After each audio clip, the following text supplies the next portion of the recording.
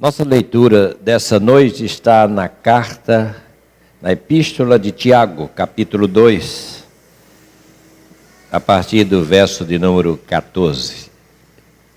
Tiago, capítulo 2, versos 14 em diante.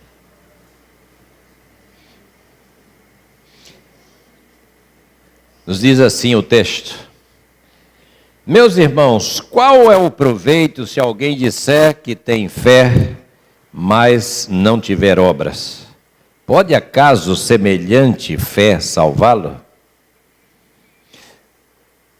Se um irmão ou uma irmã estiverem carecidos de roupa e necessitados do alimento cotidiano, e qualquer dentre vós lhe disser, ide em paz, aquecei-vos e fartai-vos, sem contudo lhe dardes o necessário para o corpo, qual é o proveito disso? Assim também a fé, se não tiver obras, por si só está morta. Mas alguém dirá, tu tens fé e eu tenho obras. Mostra-me essa tua fé sem as obras, e eu com as obras te mostrarei a minha fé. Crês tu que Deus é um só? Fazes bem, até os demônios creem e tremem. Queres, pois, ficar certo, ó homem sensato, de que a fé sem obras é inoperante? Não foi por obras que o nosso pai Abraão foi justificado quando ofereceu sobre o altar o seu próprio filho, Isaque? Vês como a fé operava juntamente com as obras. Com efeito, foi pelas obras que a fé se consumou, e se cumpriu a escritura na qual diz, ora, Abraão creu em Deus e isso lhe foi imputado para a justiça. Foi chamado amigo de Deus. Verificais que uma pessoa é justificada por obras e não por fé somente. De igual modo, não foi também justificada por obras a meretriz Raabe quando acolheu os emissários e os fez partir para outro caminho, por outro caminho? Porque assim como o corpo sem o espírito é morto, assim também a fé sem obras é morta.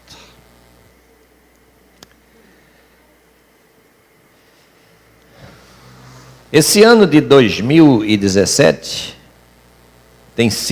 está quase terminando esse ano, mas foi um ano assim de muito especial para a igreja evangélica, a igreja protestante, no mundo todo, em todos os lugares.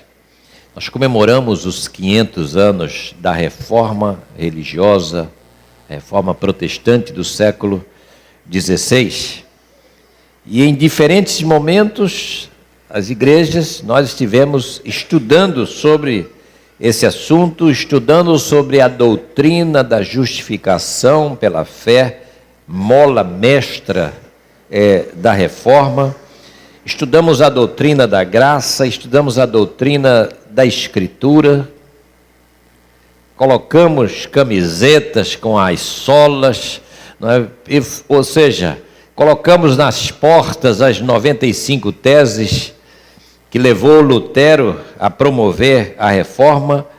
Nunca, em diferentes comunidades, em diferentes igrejas, se estudou tanto acerca de um assunto como esse ano que nós vivemos. Assim, foi intenso a reflexão, foi intenso o estudo, foi intensa a abordagem dessa temática nas igrejas, e se abriu verdadeiros sulcos, assim, de proveitosos para a nossa vida, para a vida da igreja, para que a igreja perceba quais são os caminhos para que ela permaneça fiel ao evangelho autêntico, ao evangelho genuíno, ao evangelho bíblico. Então foi muito importante, foram muito importantes esses momentos, esses estudos, para que a igreja pudesse trazer à mente novamente todas essas questões. Paulo foi estudado em 2017 exaustivamente, principalmente a carta aos Romanos, a carta que motivou, que levou Lutero à reforma. E aí a carta aos Romanos foi reestudada, foi relida, foi apreciada, foi vista versículo a versículo. Os textos de Lutero foram apreciados, talvez para muitas pessoas, pela primeira vez. Nunca tinham visto a abordagem dos textos que Lutero escreveu para produzir a reforma, a doutrina da liberdade cristã, o cativeiro babilônico da igreja, o discurso à nação alemã. Esses textos foram exaustivamente estudados. Igrejas que jamais fizeram um culto reformado, esse ano fizeram. Eu fui convidado para falar em igrejas que nunca tinham feito um culto de reforma. E os 500 anos levou essas igrejas. A gente quer falar sobre isso. A gente quer ouvir sobre Lutero. Um outro boom desse vai acontecer daqui a 100 anos, sei lá, 600 anos, mas provavelmente nós não estaremos mais aqui. Isso é uma coisa que acontece assim, pelo menos a cada 500, a cada 100 anos, a cada século. E 500 anos assim, né? Muito mais especial do que 400, do que 300, do que 200, do que 600. Então, esse ano, houve estudo da reforma em todos os lugares, no mundo inteiro, cristão, protestante, se estudou sobre a reforma. E não só no mundo protestante. Os católicos também estudaram sobre a reforma, e leram sobre a reforma, e falaram sobre a reforma. Publicações católicas falaram sobre a reforma, vendo Lutero como um parceiro digno do diálogo religioso. Na reforma, quando Lutero fez a reforma, ele leu a carta de Tiago, a epístola de Tiago, não gostou muito. Não gostou muito do que ele viu. A carta de Tiago era um texto assim, naquela época, cuja autenticidade era questionada, ao lado de outros livros do Novo Testamento, como Hebreus, como segunda carta de Pedro, como Judas, como Apocalipse. Eram textos que havia certa dificuldade. E ele se referiu, Lutero, a Tiago assim: é uma carta escrita certamente por um homem piedoso. Provavelmente, ele diz assim, foi o filho de Zebedeu que escreveu essa carta. Mas ele afirma: eu não a teria na minha Bíblia, mas não vou proibir também ninguém de tê-la, de colocá-la, de exaltá-la, porque tem muita coisa boa na carta de Tiago. Não era aquilo que ele queria, mas ele diz: mas reconheço que tem lições importantes. Mas aqui está Tiago diante de nós. Uma carta belíssima, autêntica. Uma carta que apresenta também, do seu jeito, o evangelho puro e genuíno. E que coloca em pauta a questão da relação entre a fé e as obras. E o autor destaca a importância da fé. No entanto, ele estabelece nessa relação que ela precisa ser apresentada em uma vida que vive a fé no cotidiano da existência, no dia a dia. Então, aqui está na carta de Tiago um dos mais antigos dilemas da fé cristã, do cristianismo: fé ou obras para a justificação. A gente estudou aqui, como eu disse, nesse tempo de reforma, só ouvindo Paulo e ouvindo Lutero, a fé, sola fide, somente a fé, somente a graça. Mas aí aparece Tiago, e eu estou colocando isso depois de tudo isso, justamente, e a questão das obras. O que a gente faz com essas obras? E Tiago está aqui dizendo: olha, se você disser que tem fé, eu mostro as minhas obras, e aí vamos ver quem é que tem mais fé. É isso que ele coloca. Tu tens fé? eu tenho obras. Mostra essa tua fé sem as obras, e eu com as obras te mostrarei a minha fé. E agora? O que é que você diz? O que é que nós dizemos? Como é que a gente sai? Ou como é que a gente se sai dessa? Entende? No seminário, nas aulas de hermenêutica, eu dizia assim para os alunos: me explica aí, Tiago, capítulo 2, versículo 22, e comparando com Romanos 4, 2. Quero que vocês me expliquem isso aí. Porque em Romanos 4, Paulo diz assim: claro que não foi por obras que Abraão foi justificado. Porque se ele fosse justificado por obras, ele teria de que se gloriar. E aí Tiago vai dizer assim: então, gente, versículo 21 do capítulo 2, não foi por obras que o nosso pai Abraão foi justificado? Quando Lutero, no século XVI, comparou isso, ele disse assim: eu fico com Paulo. Paulo é muito mais teólogo do que Tiago. Isso é Lutero. É muito mais teólogo. A carta dele é um tratado de teologia. É aquela teologia mesmo que a gente chama assim, teologia fundamental. Existe uma disciplina chamada teologia fundamental, os fundamentos da fé. A doutrina, o dogma, aquilo na qual a nossa fé está alicerçada. Então Tiago expõe essa questão. Tiago apresenta para nós esse problema. A fé, essa fé que é vivida, exibida aí na vida, que a pessoa diz ter, ela precisa ser autenticada por atos de vida, por comportamento. Essa fé precisa ser experimentada no cotidiano. Então, no movimento evangélico, o cristianismo se transfigurou e aí passou a ser meramente aquela fé cristã em que você apenas faz afirmações. Há pessoas que dizem assim: olha, eu já aceitei Jesus como meu Salvador, pronto. Aí fica em cima dessas afirmações, fica em cima dessas afirmativas, dessa fala, e aí diz assim: nada mais importa.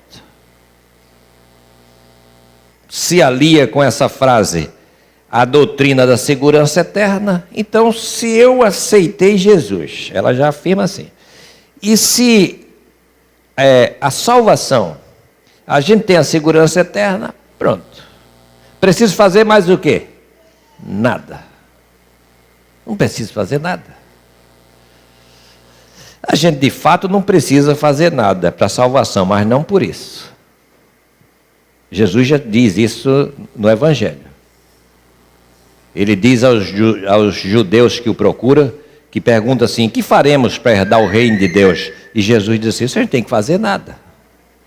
Vocês só precisam crer naquele que por Deus foi enviado. Creiam nele, e aí vocês já estão fazendo o que precisa fazer para a salvação. Ou seja, no que diz respeito à salvação, o fundamento é esse. E é exatamente isso que Paulo está falando quando escreve a carta aos Romanos. Ele está falando do fundamento, como que se dá a nossa salvação. A nossa salvação, ela se dá sem participação humana. É um ato de Deus. A justificação é um ato de Deus. É Deus quem nos justifica, e nos justifica em Cristo Jesus. Somos justificados nele, Jesus Cristo, pelo que ele fez, pela ação dele. Então Paulo se prende a essa questão, mas Tiago insiste aqui na necessidade de viver essa palavra. Precisamos viver essa experiência. E ele diz assim, olha, existe 2 tipos de fé. É o que ele está dizendo nesse texto que nós lemos. Há 2 tipos de fé. Existe uma fé inútil, existe uma fé útil. A primeira parte aqui, ele vai mostrar essa fé inútil. Uma fé inútil é uma fé que não vive a palavra de Deus. Não vive a experiência. A outra é uma fé útil. E ele vai buscar 2 testemunhas do Antigo Testamento para exemplificar isso. Então, a fé inútil está aqui a partir do verso 14 ao versículo 20. Ele exemplifica mostrando de que forma essa fé que a pessoa diz ter, ela pode não significar absolutamente nada. Uma pessoa pode ser cortês, educada, mas ela não é prestativa. Ela diz as coisas politicamente corretas, mas ela não ajuda a ninguém. Ela não faz nada. Tiago entende que amor está ligado com serviço, com prestação de serviço, com auxílio, com piedade, com trabalho. Amor não é uma mera expressão de piedade. A verdadeira fé, diz Tiago, ela se manifesta, ela se apresenta em ações concretas, em direção ao outro, aquele que é o meu próximo, aquele que está diante de mim. Não adianta dizer assim, diz Tiago, não adianta você dizer assim, Deus te abençoe, se eu não movo uma palha para que essa bênção de Deus se concretize na vida da pessoa. Então, esse Deus abençoe e eu não faço nada, eu não ligo nada, é assim, torna-se só um amuleto, uma expressão. Tem tanta gente que diz, Deus te abençoe, vai com Deus. Tem até uma música aí, né, da sertaneja, vai com Deus. Né? Pois é, vai com Deus. Vai com Deus, mas como? O que é que eu estou fazendo para essa pessoa ir com Deus? Qual é a minha ação?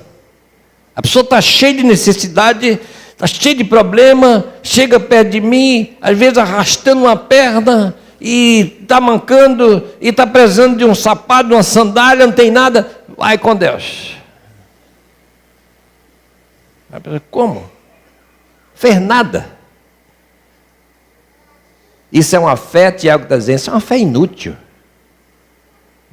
Isso é uma denúncia vazia. Isso significa, sabe o quê? Nada. Não significa nada. É a pessoa que tem uma fé, assim, só do discurso. Ah, não sei o que você está... Eu já aceitei Jesus, rapaz. Deixa para lá. Já aceitei. Resta saber aquilo que o Evangelho diz, se Jesus o aceitou também. Porque Mateus 7 diz assim, eu não vos conheço. Vocês estão dizendo que estão a meu serviço aí, mas eu não conheço vocês não. Não sei quem vocês são.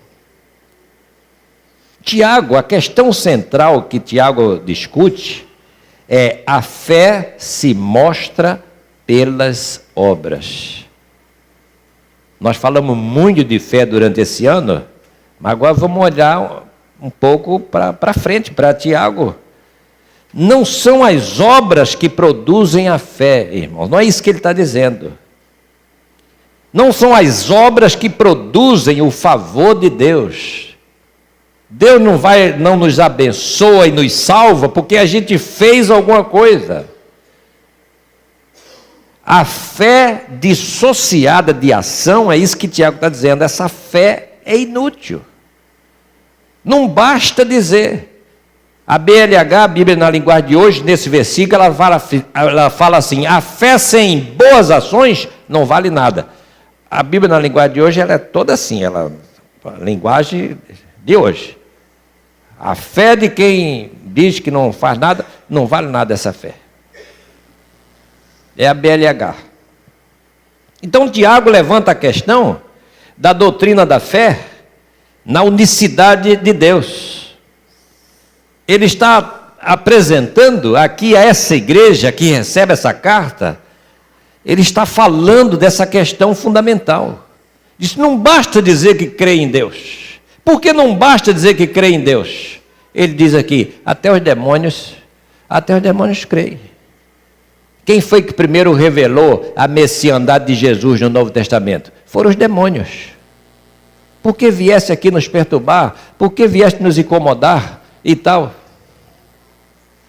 Os demônios aqui disseram, esse aí é o Filho de Deus.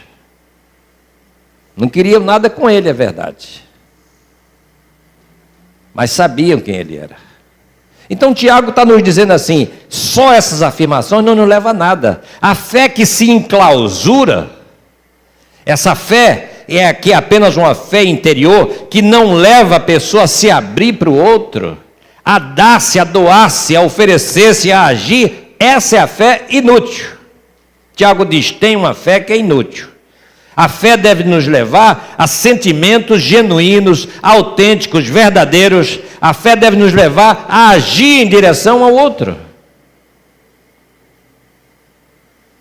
Porque senão a gente vai só dizer palavras demagógicas. Vocês olham, por exemplo, a parábola do samaritano, que a gente chama ele de bom, mas ele era só uma pessoa normal. No samaritano, se tem uma coisa, aquela história toda que você lê a parábola, se tem uma coisa que o samaritano não fez, foi evangelizar aquele camarada. Ele não evangelizou. Se fosse hoje alguém dizer, poxa, era a hora de pregar o evangelho daquele moribundo lá. Era hora de encher o bolso dele de folheto.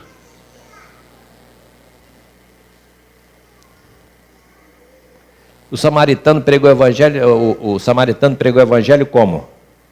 Cuidou dele, levou ele para o hospital, lá para a hospedaria, pagou pela diária dele, disse para o homem lá, cuida dele que eu não posso ficar aqui, eu tenho um negócio para fazer, mas na volta eu passo para ver como é que ele está. Sabe o que é que a Bíblia está dizendo, Tiago? Ele está pregando o evangelho. Francisco de Assis dizia assim, já na Idade Média, prega o evangelho sempre. E se precisar dizer algumas palavras, diga. Ou seja, pregar não é ficar falando, é ficar agindo, cuidando, alimentando, falando com as pessoas. Essa fé de falação, essa fé sozinha, ela é inútil. A fé que se enclausura em afirmações, em falas e discursos, ela não serve para nada. A partir do versículo 21, ele fala da fé autêntica, da fé genuína. Esse trecho aqui se divide em duas partes. A fé genuína aparece a partir do versículo 21. E ele usa dois personagens. Abraão, considerado, chamado o pai da fé, né? Ele usa Abraão, a figura de Abraão e a figura de Raabe. Paulo deixa claro que Abraão foi justificado por fé.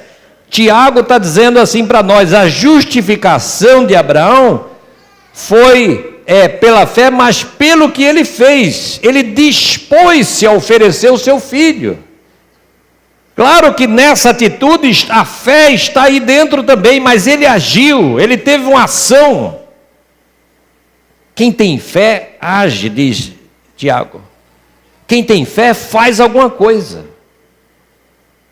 Evidentemente, irmãos, que as distinções e as diferenças, elas se estabelecem pelo propósito, aquilo que a gente chama o escopo do livro. Quando você vai estudar um livro, você precisa saber... Primeiramente, o seguinte, qual é o escopo desse livro? Ou seja, qual foi o propósito do autor a escrever esse livro, essa carta, esse evangelho?